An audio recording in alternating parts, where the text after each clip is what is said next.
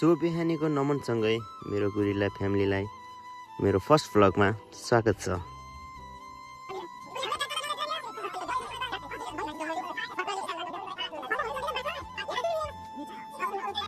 हाम्रो चाहिँ ड्युटी जाने टाइम भएकोले सबै मिलेर फिल्डमा पुग्छौँ।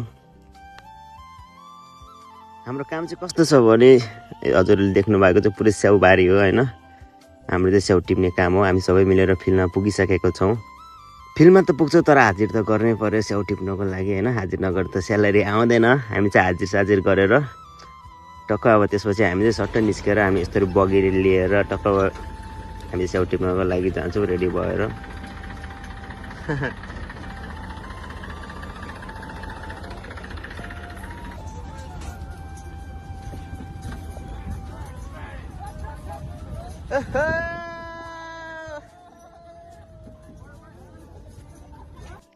हामी चाहिँ सबै साथीहरू मिलेर रमाइलो गर्दै स्याउ टिप्यौँ हैन।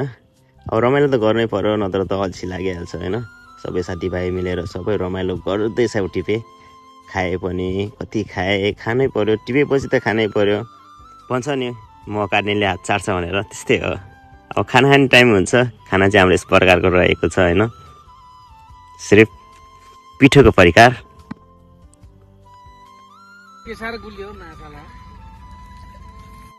हामी चाहिँ खानासाना फास्ट खाएर फेरि काममा लागे हैन। फेरि नत्र फेरि देख्यो भने कराइहाल्छ।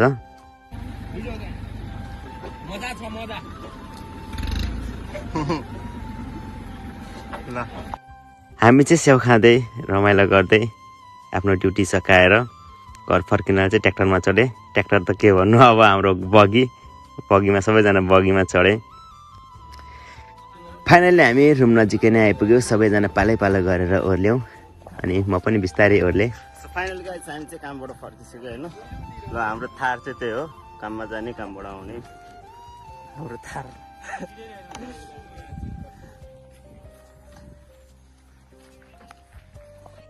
म चाहिँ दिनभरिको कामले लोधी भएको थियो हैन। त्यसैले यसो फ्रेस भएर रेडी भएर आएँ। यो चाहिँ मेरो रुम हो हैन। अब यतापट्टिको अब यो हजुरले देख्नु भएको यो चाहिँ मेरो बेड भयो। अब म चाहिँ अब यहाँ रेस्ट गर्न जान्छु। लास्टै थाकिसक्यो हैन। ल गाइस अब म चाहिँ हैन अब म रेस्ट गरेको। ल गाइस भिडियोलाई चाहिँ माया गरिदिनु होला। फेरि अब next day new blog new डेको साथ फेरि गुरिल्ला आउँछ हैन।